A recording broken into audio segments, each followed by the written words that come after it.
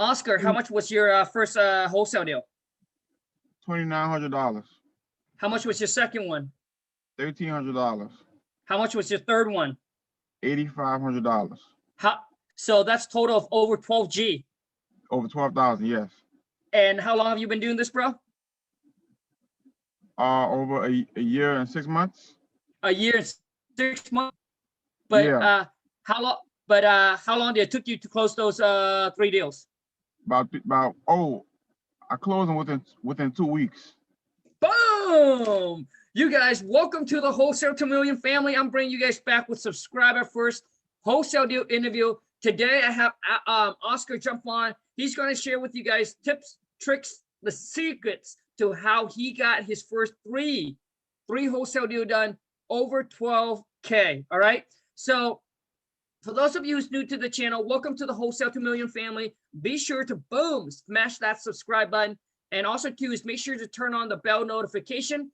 So when I upload a new video or when I go live, you get notified. Now, if you recently closed your first wholesale deal, you want to jump onto the channel to share your story, please shoot me a DM over on my Instagram at Khang.WTM. So it's KHANG dot like a period WTM. And if this video add any value to you, please show your boy King Khang and my guests some love. Boom! Smash that thumbs up, man. It really helps out with the YouTube algorithm. But no further ado, I'm gonna let Oscar take it over, and I'm gonna have him share with you guys a little bit about his background and how he kind of got started. Oscar. All right. What's going on, you guys? Man, this is crazy. I can't believe I'm with Khang. Bro, so why don't you share a little bit about your story and how did you got into wholesaling, bro? Okay, so it all started off. So initially, I started off playing football ever since middle school and high school. I'm born and raised here in New Orleans, Louisiana. After high school, I didn't wind up getting a scholarship, so I wound up going to a 2-year community college way back in Mississippi. Wound up playing there for a year and still not getting a scholarship. So, and at the same time, my son's mother was pregnant with a baby. So I basically had to make a decision on whether I wanted to continue on a path of a football career or choose a different field, and then take my life where it goes from that point on. So I remember in the process, I mean, just like everybody else, I wound up reading the book Rich Dad Poor Dad of Robert Kiyosaki. So yep. I mean, you know the story with that one. Once I read the book, I was basically hooked from that point, as far as like the ideal of real estate, the ideal of being wealthy, the ideal of changing that mindset from that poor mentality. So that was way back, I would say about 2 years ago or a year and 6 months ago. But then I came across this idea called wholesaling. But my first encounter of the idea, I was actually at a Christmas party with my son's mother. We was together at the time. I was at a Christmas party, and I met this guy named Don, and the party was in Atlanta. And he was talking to me. So I met him at the party, and he told me what he do. He do real estate, and he said he's basically a millionaire. And I told him, boy, like if you could do anything, just teach me whatever, teach me anything, and I'll work for you for free. And he wound up telling me once I come back to New Orleans after the Christmas party to come back, like literally I think about a week passed, and he told me to drive all the way out there. He didn't tell me what we were gonna do. He didn't tell me where I was gonna be or anything. I didn't have any money to pay for like a hotel or anything. Keep in mind, I'm driving from New Orleans all the way to Atlanta just to see him. Okay, that's where he was. So he didn't tell me anything like that. So I basically went out there on the strength of him. And then my girl at the time, she was telling me, what am I doing? Why are you going out here for some real estate to this guy you don't even know? And I don't know, man. It was just I'm guessing I just had faith that he was going to teach me something, and I really wanted to take it seriously. And I remember Robert Kiyosaki in his book, he basically did the same thing. Long story short, I went there to him. I think the first day he showed me like a house, one of his rehab projects. Um, then after that, I think I stayed there for about a weekend. Yeah. Then after that, he showed me his house or where he stays. He stayed like in a huge condo in like the downtown area of Atlanta.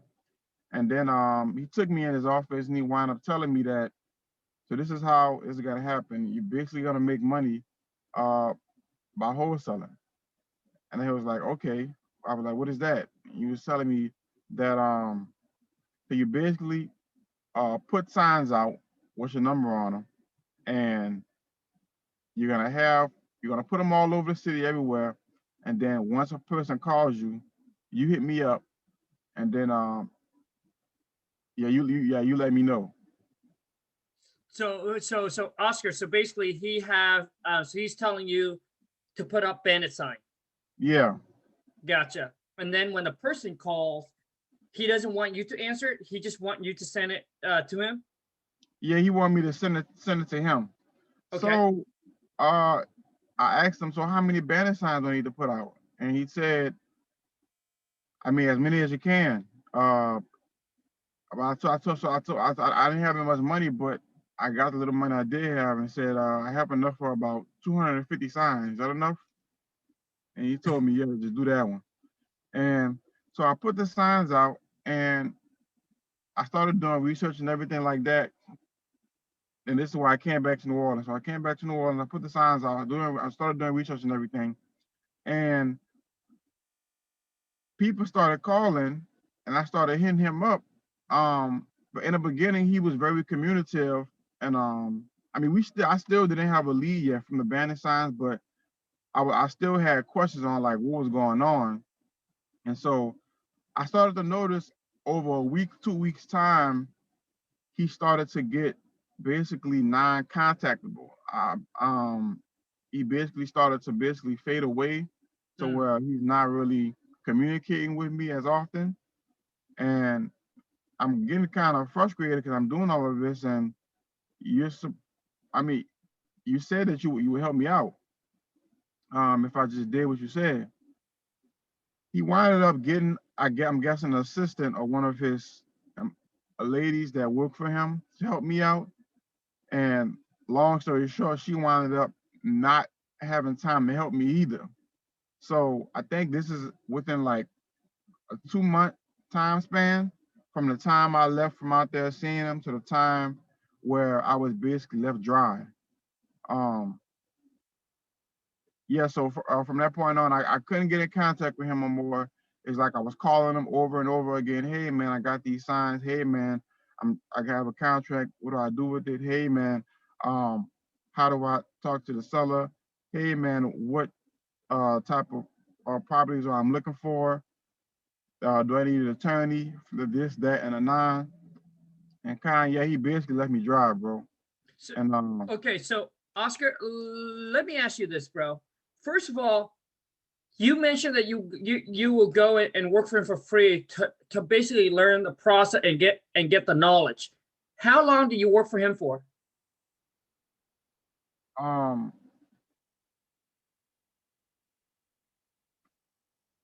would say about a month. And what do you do within that month?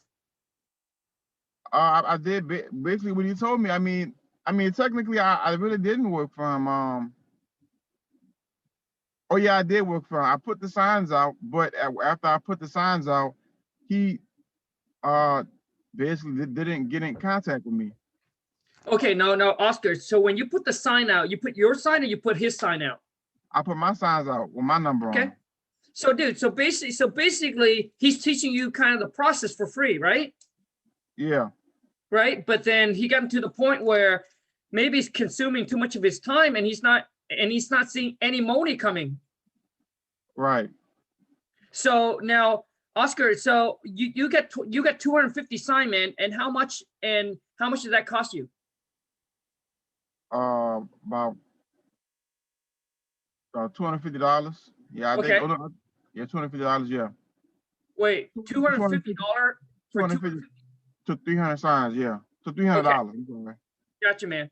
And you put that all over the city. Yeah, I put it all over the city of New Orleans. And you put up 200 and something sign. Yes. Dang, bro. Okay.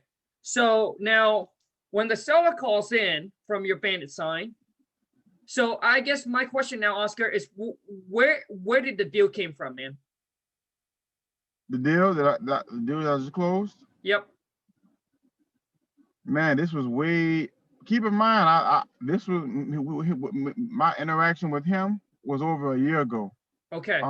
Way back in December of 2018. Okay. So that's when I first knew about what wholesaling was.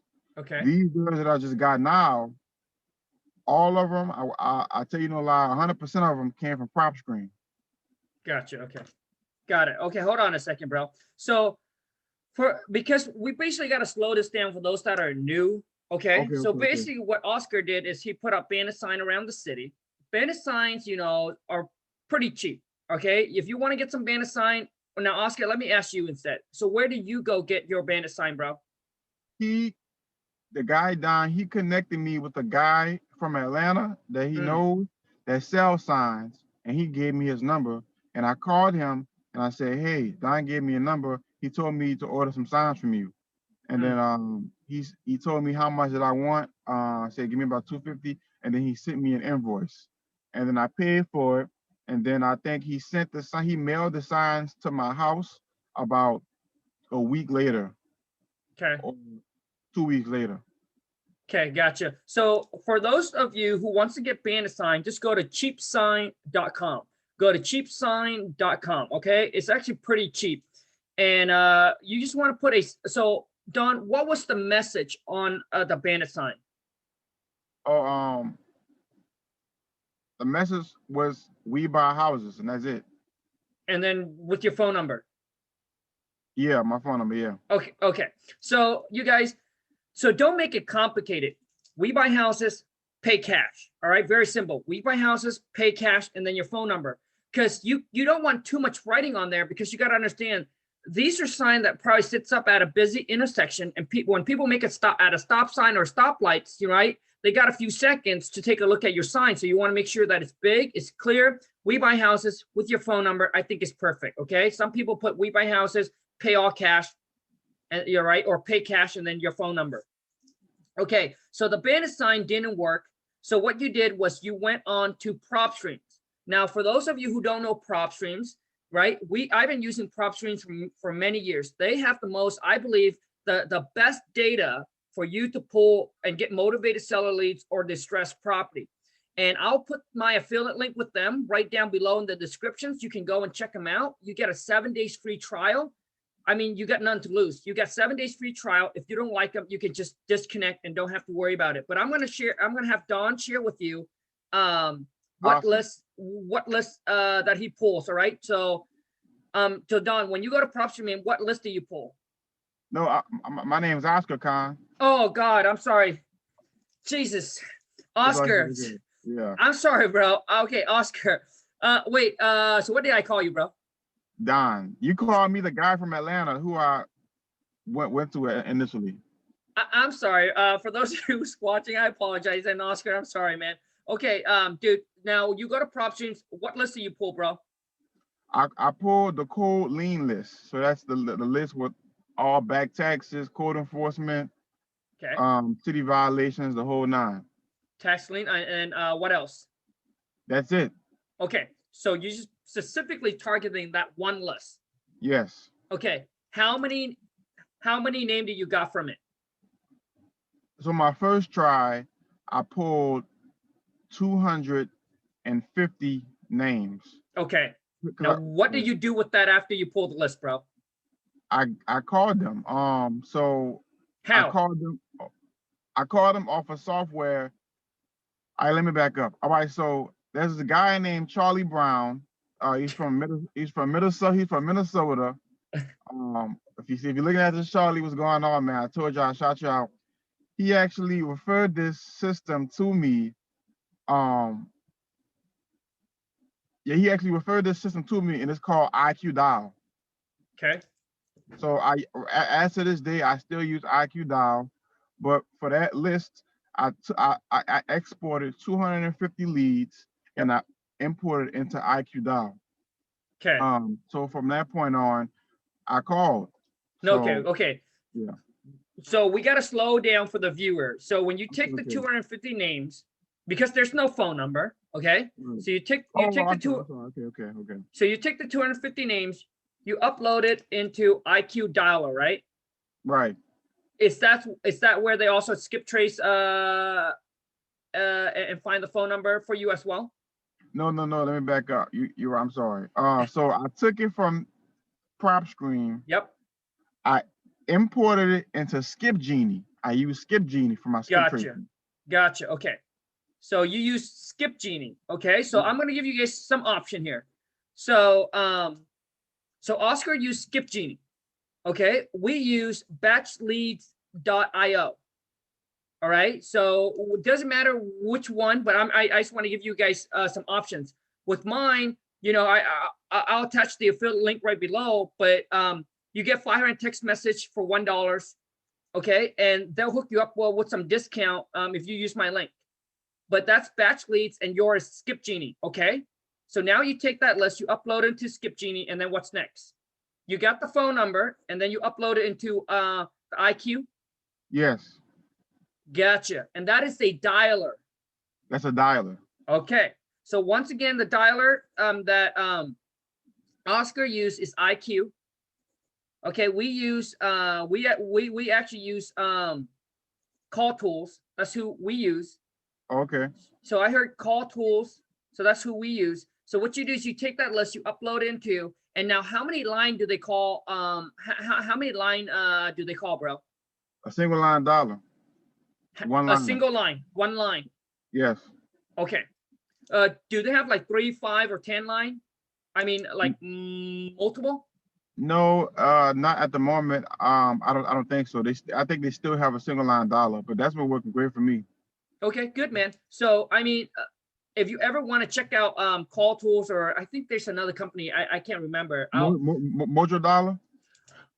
Mojo Dialer. Oh, I remember Mojo Dialer or Zen Call. Okay, Zen. Okay. Yep. I think or Zen Call. I think we might have to taking over to Zen Call. So Zen Call, I know Zen Call, Mojo, and Call Tools. What they do, bro, is they dial 10 number at the same time. So instead of one person, so now with one push of button, dude, it calls 10 people, and whoever picks up, that's the person you get to talk to. Everyone else just goes straight to your voicemail, and they'll leave you a voicemail. And then once you're done with that call, dude, it rings back to the person that left you a voicemail. Whoa. So yeah, dude. So it makes it much more efficient. Wow, that's amazing. Yeah, that's why people call thousands of calls a day, dude. Is because that phone just keep on ringing, and you just sit there and you just keep on talking because it calls 10 people at the same time instead of you going one person at a time. Okay. Right. Wait, that's called Zen Call. That's called Zen? Dude. Yeah. So there's a Mojo, Call Tools, and Zen Call. I think for us, we're probably going to transfer to Zen Call probably pretty soon, bro. Okay. Okay, and now you upload that list, dude, and then so what do you do? Obviously, you call, and then let's talk about how you came across this seller. Okay. All right. So yeah, I upload the list. I call with the IQ dollar. I keep in mind that with IQ, it's a single line dollar, but it I can adjust how long the phone rings before it goes to the next one. So for me, I put it for about 20 seconds, 23 seconds, like that. So yeah, so I start calling from the IQ dial. And now, Oscar, how many people did you call until you come across your first deal? How many people total, like entirely, did I call? Yeah, like, do you remember roughly? 1,000, 3,000? What are we talking Nah, about? not that much. Nah, not that much. I would say in between 50 to 100 people. Oh, wow. Okay. So, wow. Okay. So you call between 50 to 100 people and you end up getting this one motivated seller. Yeah. Okay, bro. Now let's talk about that first deal. Okay. So walk me through it. All right. So the first deal was a land deal. Okay. Vacant Um, land. Vacant land. Okay. So vacant land. It was in New Orleans East area. I got it from the lean code list. So initially, this is how I was out. So I'm in my car now, and I have an office and everything. But before I made any deals, I was calling at a coffee shop. I was making my calls at a coffee shop, PJ coffee shop, and so I'm making the calls, and I'm talking to him on the phone, and it was an old guy I would say he's about 64, 65. Mm. And so yeah, I called about his property. I was like, hey, I'm interested in your property. We're calling to see if you was interested in selling it. And he was like, yeah. So I mean, you know the whole nine. You have to build rapport with them. You have to find out the motivation, the timeline, and everything like this. So I looked at the value of the land, and it turned out to be over like $18,000. Okay. 18. So gotcha. So 18,000 was the value of the land. Yeah. Now, what was the seller motivation? He was from out of town. He's a truck driver and he's always on the road. Plus, he was behind taxes. How much? I would say it was about $8,000. Wow. Okay. So 8,000 back taxes. Okay. And what was his asking price? Initially, he wanted 5,000. I got him down to 4,000. So it's under contract for 4. Okay. So when it's under contract, how much do you put down for the earnest money? 0. Okay. So if you guys don't have $0, it's probably not the game for you. So, so for those of you who's watching, listen. So there got to be some kind of an exchange in money. So typically $1, $10, then it'll make that contract becomes legit. If there's no exchanging, like I've heard, there's people that have done it where they put 0 in there, but technically if the seller does want to back out whatever it is because there's no deposit, there's no earnest money put down, technically the contract is basically not valid. Okay. So those of you who's watching, listening, I just want to make sure to let you know that there got to be some kind of an exchange in money. So when you lock the property on the contract, the earnest money can be $1, $10, whatever it is. All right. Just to make sure that contract becomes legit. So once it's under contract, what do you do next, Oscar? Yeah. So I go and try to find a buyer. Now, wait, I'm sorry. I didn't ask you this. How long do you lock it up on the contract for? About 45 days. Okay, so you lock it under contract for 45 days. Since this is a vacant land, obviously there's no repair. Now, how do you find out the value of the property? I checked on PropScream, Zillow, and I checked how much it was assessed at on the county site. Okay, got it. So you basically just look at the tax assessed value. Yeah. Okay, not what's sold around the area for.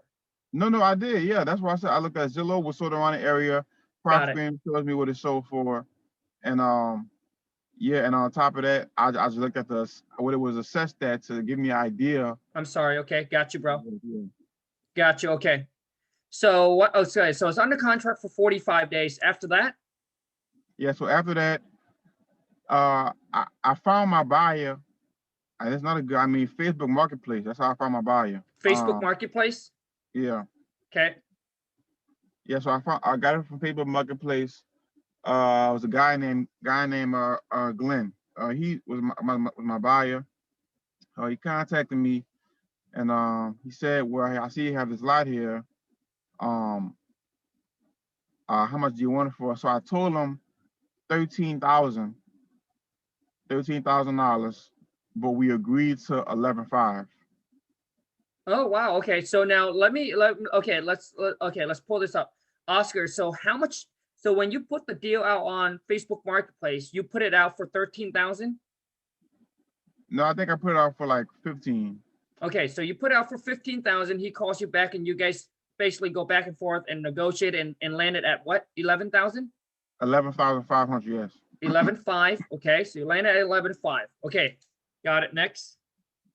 Yeah, so after that, I sent him over the documents. For my electronic documents, I use Right Signature for my electronic Right. documents. Yeah, so Like, okay, RIGHT. RIGHT signature, like Dot, signature, right. .com. .com, yeah. Okay, so that's one. We use DocuSign. Yeah, okay. Just for those of you who's curious, there you go. Those are your options. Okay. All right, so yeah, so after that, I sent him the document. We had a conversation about it, and yeah, I sent it over to him. But and this is another tip, guys. I mean, even though that was my first deal, I've always heard stories of buyers not putting down deposit, buyers messing over you. So I really put it in my mind, despite me not having any deals, that if he doesn't put and earn his money deposit down as non-refundable and it's stated in the contract, then I'm finding another buyer. So I sent him over and he put down a $1,500 non-refundable earnest money deposit, and he turned it into the title company. So after that, like I said, it had title issues as far as the taxes. It took about, I would say, about 3 weeks, give or take, for the deal to finally close. But miraculously, I told you the taxes were about $8,000. The title company called me and they said there was an adjustment in the system that we got from the courthouse, and they took $4,000 off of the $8,000, so it wound up being $4,000 in taxes. But also, there was also cold liens and closing costs and all this stuff like that. But with the taxes, $8,000 that was initially there, I would have walked away with about less than $1,000 if the deal would have closed with that many taxes on it. So when they took it off and everything like that, I told the title company to take half of the taxes off from my end and half of the taxes from the seller's end. So that will put him at about 2,500, and then I think that will put me at about 4,600. But then there was his closing costs, and I think so I told him to take him. I told them for him to take care of his closing costs. But then at the day of closing, they called me back and they told me, yeah, so I mean everything's good to go, but does the seller know that he's only gonna walk away with about $400?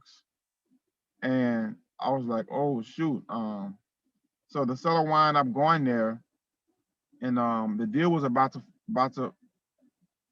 tear up into pieces because he seen how much he was gonna walk away with, and he was like, no, I don't think this is gonna work out like this. I'm just selling to someone else. And so I had to get on the phone at the closing and tell them I'll take care of the closing costs from my end. So they took the closing costs from my 4,600, and that left me with about 2,900, and then that left him with a little over 2,000, and he was way more satisfied with that than just around $400. Gotcha, bro. Okay. Well, first of all, Oscar, I want to say congrats on handling the situation. For those of you who've been in the game, who close a lot of deals, you understand that, until the checks, the money's in your hand, nothing is done. We have deals that blew up at the time of closing and it falls apart. So, dude, good job for being able to pull it together and closing. So congrats on your first deal, bro. But I got some question here, man. So you told the seller that you pay for on the contract, you pay for all the closing costs or no? I did tell him that, yeah. Okay, you did. Now, did you when you pitch it to your buyer, or basically when you put your deal out to the marketplace, do you tell the buyer that they will have to pay for all the closing costs?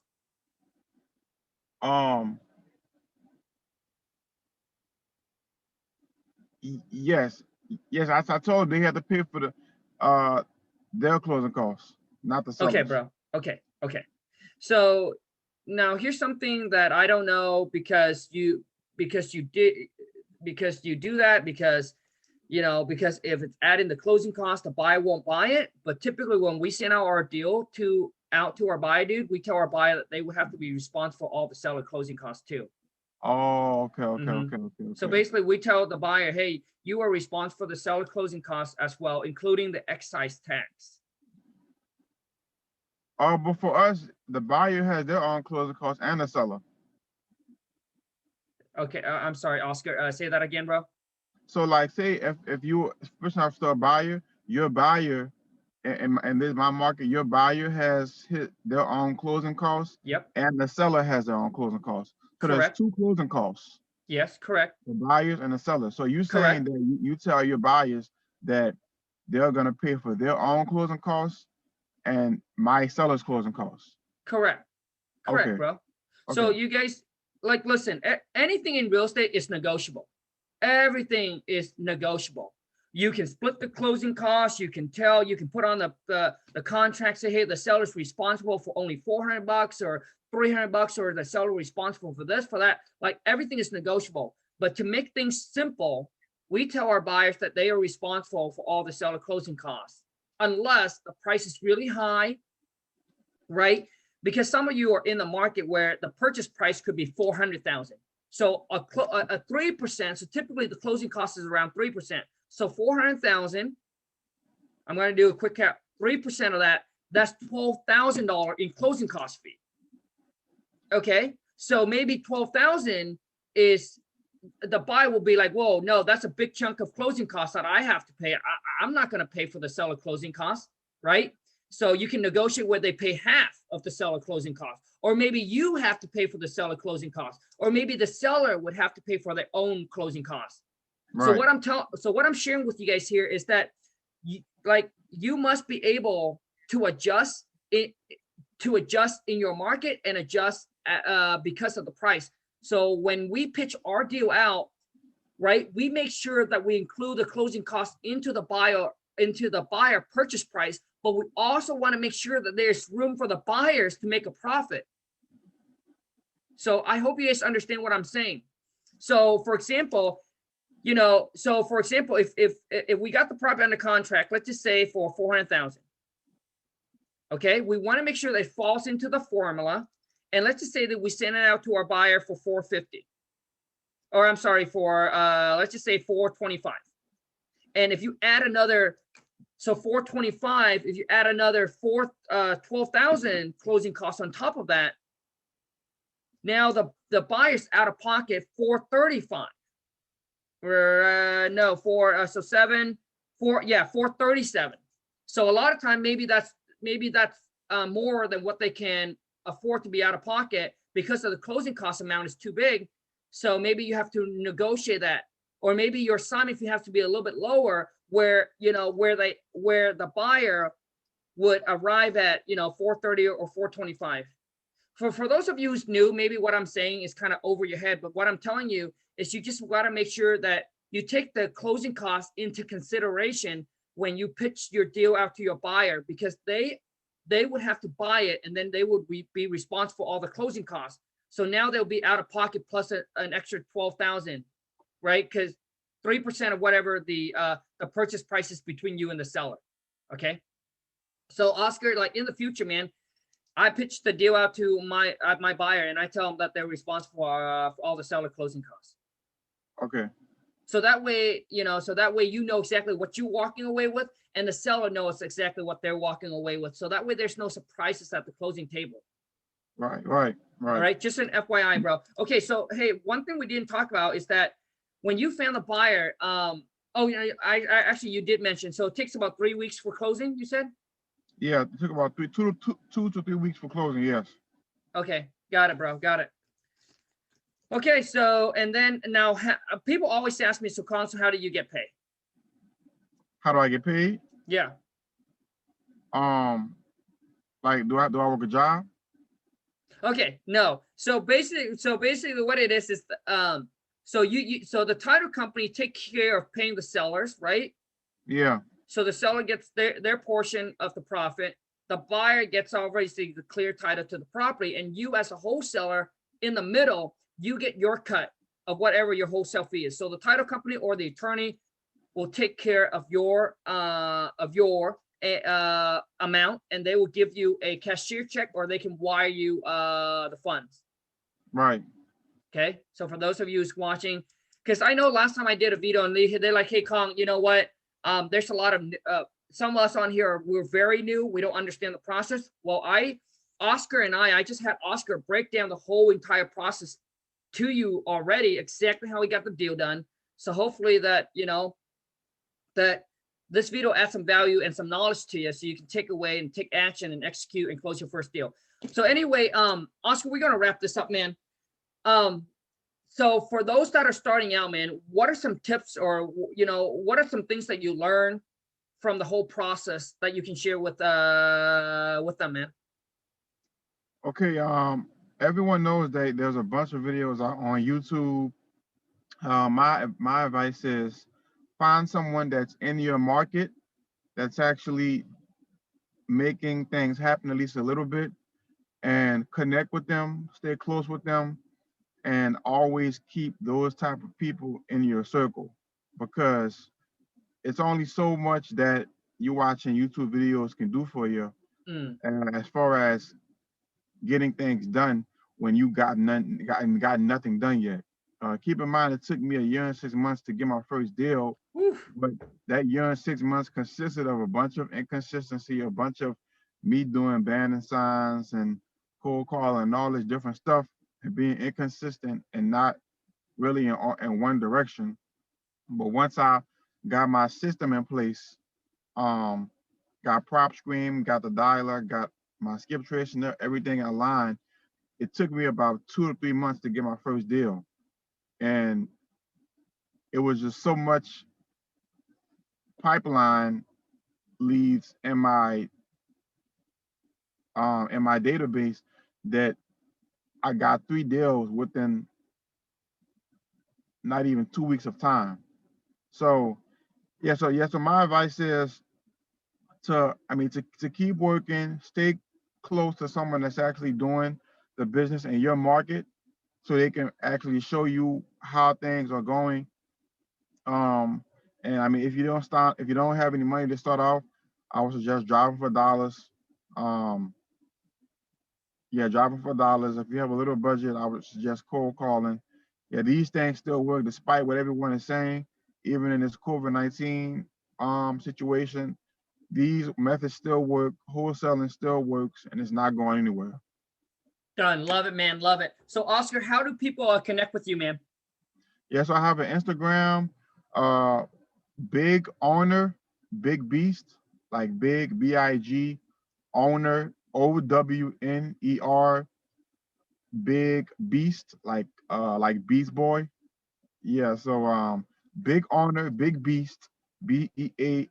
That's for my Instagram. For my Facebook, it's just at Oscar Olney, OSCAROLINEY. That's my Facebook. And that's really, I don't really have a YouTube or anything, but yeah, you can connect with me on Facebook or Instagram, and yeah, I'll be happy to network with everyone, and so we could stay strong in this real estate community. Good, man. Good. So Oscar, you are also going to sign up for TikTok, right, bro? Yeah, I'm gonna sign up for TikTok. Yeah. So it's probably gonna be Big Owner Beast as well. Yeah, I probably the same thing. Big Owner, Big Beast. So BIGOWNER. Yeah.